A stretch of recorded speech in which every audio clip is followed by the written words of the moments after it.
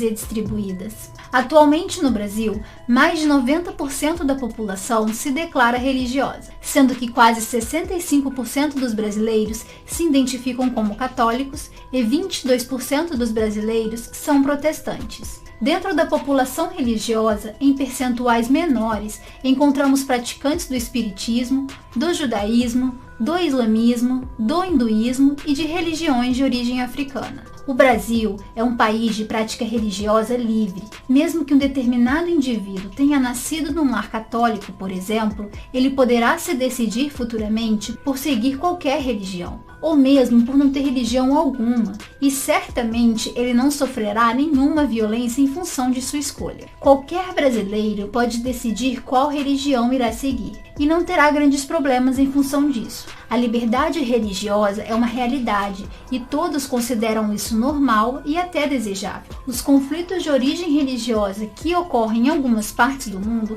nos causam estranheza e até mal-estar. Porém, o que nenhum brasileiro pode fazer com liberdade e sem risco de violência é escolher a qual governo quer pertencer. Tal constatação pode parecer estranha à primeira vista. Logo nos vem à memória comentários como: se não está gostando do Brasil, então vai morar em outro país. Ou: Brasil, ame-o ou deixe-o. Não estamos aqui falando, porém, do território geográfico que é atualmente chamado de Brasil, mas sim do Estado brasileiro, ou seja, o governo que tem jurisdição sobre essa mesma área e que aplica sua lei utilizando de violência coercitiva sobre os habitantes da região. Para um libertário, qualquer forma de coerção é antiética e, portanto, condenável. Numa sociedade verdadeiramente livre, vários ordenamentos jurídicos iriam competir entre si, em uma mesma área geográfica, e cada indivíduo poderia livremente optar por contratar alguma dessas legislações.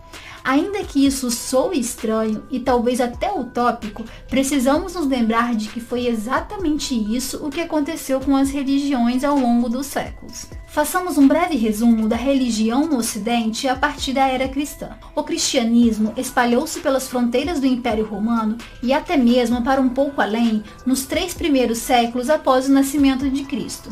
No ano de 380, através do Edito de Tessalônica, decretado pelo imperador Teodósio I, o cristianismo tornou-se a religião oficial do Estado romano. Mesmo com as posteriores invasões bárbaras, o cristianismo se difundiu por quase toda a Europa, pelo norte da África e também pelo Oriente Médio. Essas duas últimas regiões seriam dominadas a partir do 7º século pelos conquistadores árabes, seguidores do islamismo. Na Europa, porém, o cristianismo continuaria a florescer, se integrando de forma indissociável à cultura daquele continente. Em vários períodos, discussões teológicas levaram a graves conflitos. A questão ariana, a iconoclastia, dentre outros eventos. Contudo, o cristianismo mantinha-se relativamente coeso. Em 1054, porém, houve a primeira grande divisão, o chamado Cisma do Oriente, quando a parte oriental da Igreja se separou da parte ocidental.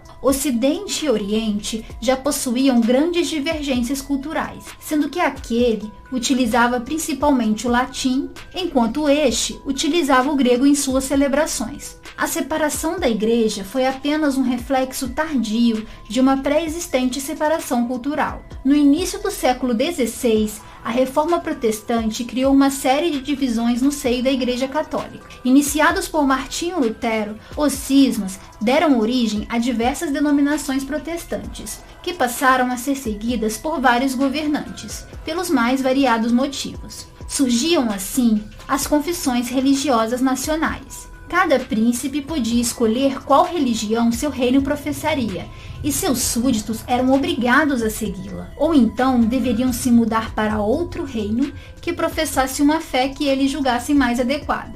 O auge das violências religiosas se deu no contexto da Guerra dos 30 Anos, em que a religião e toda sorte de assuntos se misturaram, resultando no mais sangrento conflito europeu até então, com a morte de mais de 8 milhões de pessoas, especialmente nos territórios alemães. A partir daí, começou a se tornar claro para todas as nações europeias que a guerra por religião era completamente sem sentido. O Edito de Tudela, de 1568, é considerado o primeiro documento ocidental a tratar especificamente da liberdade religiosa. Fundados, dentre outros, por colonos que fugiram da Inglaterra por motivos religiosos, os Estados Unidos da América, na primeira emenda à sua Constituição em 1791, definiram que, abre aspas, o Congresso não editará nenhuma lei instituindo uma religião ou proibindo o livre exercício dos cultos. Fecha aspas. Já no Brasil,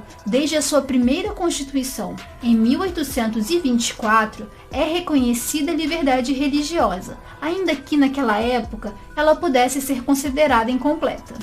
Em 1965, durante a realização do Segundo Concílio do Vaticano, a Igreja Católica publicou a Declaração Dignitatis Humanae. Este documento inclui em seu número 2 que este Concílio Vaticano declara que a pessoa humana tem direito à liberdade religiosa. Este é o atual cenário das práticas religiosas no Ocidente. Tanto os estados quanto as instituições religiosas aceitam a liberdade religiosa, seja na escolha de sua própria religião por parte dos indivíduos, seja pela opção por não seguir nenhuma fé específica, seja por simplesmente não crer em Deus. Belo e moral, cada indivíduo é livre para escolher no que crer, ou mesmo para não crer em nada. Hoje em dia, numa mesma família, podemos encontrar católicos, evangélicos, espíritas e ateus. Num escritório, trabalham umbandistas, protestantes e muçulmanos. Judeus e agnósticos são vizinhos, e no mesmo prédio vivem centenas de pessoas dos mais variados credos imagináveis. As diferenças religiosas, na maior parte do tempo,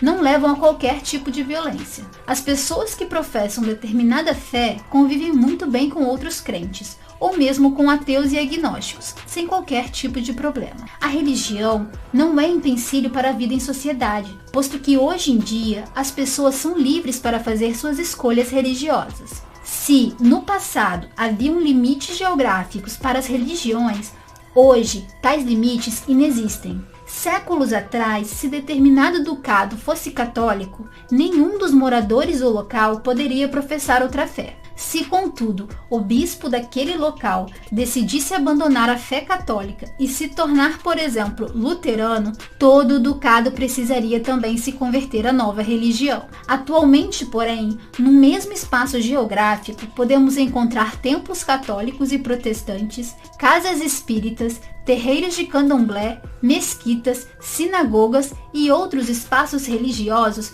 vivendo de forma pacífica. Nenhum indivíduo precisa fugir de sua própria terra para professar sua fé. Uma religião específica não é mais restrita à área geográfica, mas sim à totalidade de seus fiéis. O fato é que este certamente será o futuro dos estados. Hoje em dia, cada estado possui soberania, ou seja, jurisdição sobre o espaço geográfico em que se encontra. Isso permite ao seu governo criar uma moeda própria, possuir suas próprias forças armadas e impor, através do uso coercitivo da violência, suas leis aos habitantes daquela porção de terra. Isso nos faz lembrar o desenvolvimento das denominações cristãs na Europa de séculos atrás. À medida, porém, que a informação descentralizada se torna mais acessível, o papel centralizador do Estado perde a sua importância. Diversas alternativas a serviços que antes eram monopólio estatal começam a surgir.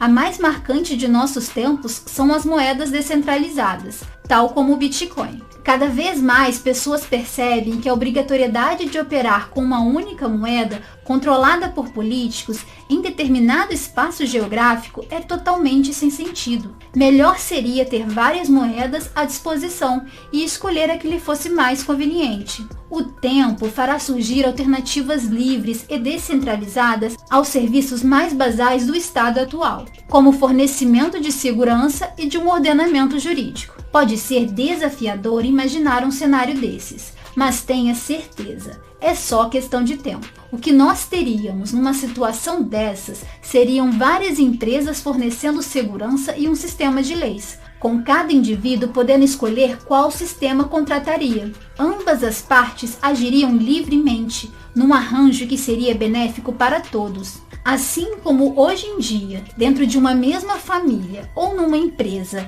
ou em uma vizinhança, pessoas professam diferentes credos, teremos também, futuramente, pessoas contratando serviços privados de segurança e códigos de leis diferentes. Na mesma família, teremos indivíduos que contrataram a empresa a empresa B ou a empresa C, e até mesmo pessoas que não contrataram empresa nenhuma, preferindo prover sua própria segurança privada.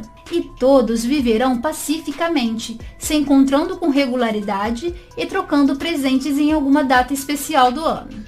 Se tal ideia pode parecer estranha hoje, devemos nos lembrar de que séculos atrás certamente parecia estranho para um europeu que pessoas com diferentes visões religiosas pudessem viver no mesmo lugar. Na sociedade ocidental, os conflitos religiosos são apenas uma triste lembrança de um passado violento. Hoje, ainda somos vítimas da violência estatal, das formas mais variadas. No futuro, porém, poderemos olhar para esta época como apenas um triste e longo período histórico, onde o roubo institucionalizado era aceito e largamente praticado. Será um futuro onde, com liberdade, poderemos escolher a que estado iremos pertencer, sem mesmo sair de nossas casas. Será um futuro verdadeiramente livre. Obrigada por sua audiência. Esse artigo foi sugerido e escrito por Não Aproveitado, revisado por John Rothbard